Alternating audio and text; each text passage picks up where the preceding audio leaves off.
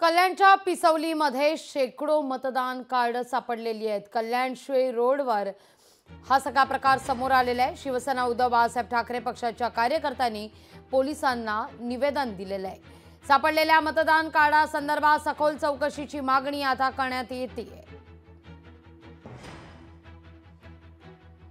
आमची सगळ्यांची अशी मागणी असेल शिवसेनेतर्फे की जर ही अशी ओळखपत्र जर बनवली गेली असेल आणि तसे जर गुन्हेगार सापडत असतील तर ही निवडणूक रद्द करण्यात यावी आणि पुन्हा एकदा फ्रेशपणे निवडणूक घेण्यात यावी। कारण इथून जिंकून गेलेले जे खासदार आहेत ते या बनावट वोटर आयडीने जिंकून गेलेले असतील अशी आम्हाला दाट शक्यता वाटते आहे।